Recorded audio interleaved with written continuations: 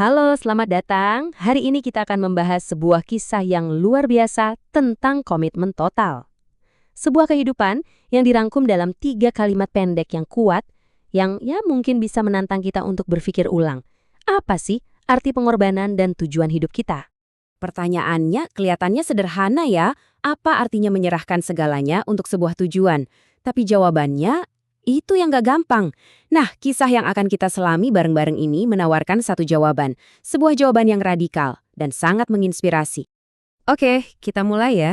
Mari kita kenalan dulu sama tokoh utama kita. Namanya William Whiting Borden. Kita akan lihat dunia seperti apa sih yang sebetulnya ada di genggamannya sejak dia lahir. Coba deh kita bayangin, lahir di dunia di mana kita nggak perlu menginginkan apapun lagi karena semuanya udah tersedia. Nah, itulah kehidupan William Borden. Dia ini pewaris kekayaan keluarga Borden yang luar biasa besar. Jadi, buat dia, hal-hal seperti kekuasaan, pengaruh, dan kenyamanan tanpa batas itu bukan mimpi. Itu adalah kenyataan hidupnya sejak lahir. Dan disinilah letak kontras yang paling menonjol. Di satu sisi, dunia seakan-akan menawarkan paket lengkap yang diidamkan banyak orang, harta, status, pengaruh. Tapi, Borden justru melihat sesuatu yang lain, sesuatu yang menurutnya jauh lebih berharga. Dan dia pun membuat sebuah pilihan yang benar-benar mengejutkan semua orang di sekitarnya. Pilihan hidupnya itu dirangkum jadi 3 kalimat pendek yang ia tulis di dalam Alkitabnya. Dan ini bukan sekedar slogan keren ya, ini beneran jadi kompas yang menuntun setiap keputusannya. 3 frasa sederhana yang justru akan mendefinisikan seluruh warisannya. Oke, mari kita bedah satu persatu. Kita mulai dari pilar yang pertama.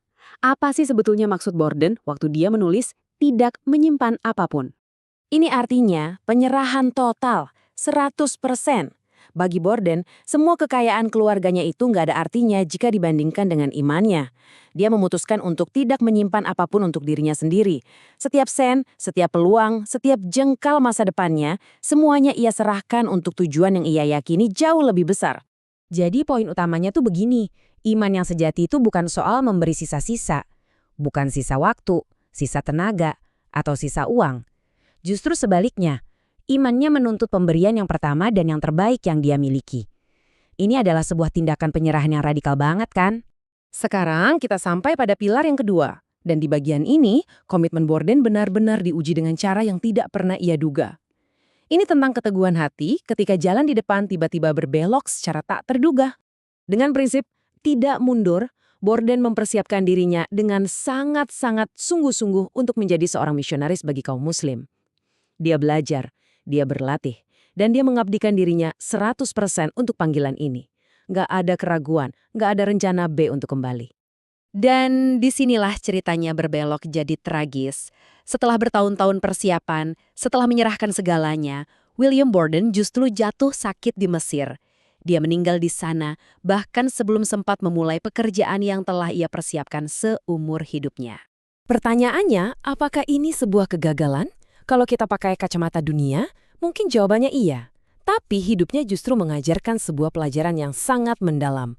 Nilai sebuah kehidupan itu ternyata tidak diukur dari lamanya pelayanan atau apa yang berhasil dicapai, tapi dari kelengkapan ketaatan kita. Nggak peduli seberapa singkat pun perjalanannya.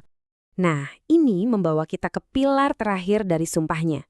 Meskipun hidupnya begitu singkat dan misinya seolah-olah tidak tercapai, warisannya justru menjadi abadi.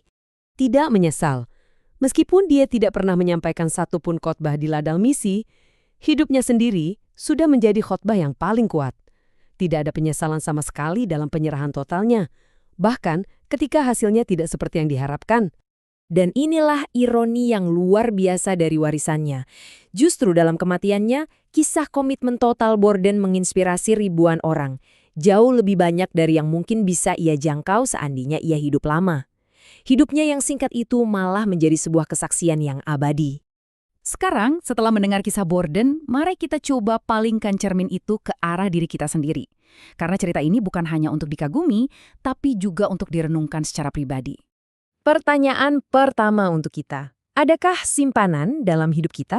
Sesuatu yang kita tahan untuk diri kita sendiri? entah itu ambisi, harta, atau sekedar kenyamanan yang mungkin menghalangi kita untuk berkomitmen penuh pada panggilan hidup kita? Pertanyaan kedua, ini menantang ketaatan kita. Apakah komitmen kita itu bersyarat? Apakah kita hanya mau maju kalau jalannya kelihatan aman dan masa depannya terlihat panjang dan jelas? Kisah Borden ini seolah menantang kita untuk tetap taat, bahkan ketika masa depan itu sama sekali tidak pasti. Dan akhirnya, pertanyaan yang merangkum semuanya. Apakah kita punya keberanian untuk mengadopsi moto Borden sebagai milik kita sendiri? Untuk hidup tanpa menyimpan apapun, tanpa mundur, dan pada akhirnya tanpa penyesalan. Pada akhirnya, kita semua kan dihadapkan pada pilihan antara dua sistem nilai. Dunia ini memuji kesuksesan yang terlihat dan kehidupan yang panjang. Tapi kisah Borden mengingatkan kita bahwa ada ukuran lain, ukuran yang jauh lebih abadi. Jadi, inilah pemikiran terakhir yang ingin saya tinggalkan untuk Anda. Kesetiaan sampai akhir. Ternyata itulah yang benar-benar penting. Bukan soal durasi pelayanan atau hasil yang terlihat, melainkan komitmen yang total dan tanpa syarat, tidak peduli seberapa panjang atau singkat jalan yang harus kita lalui.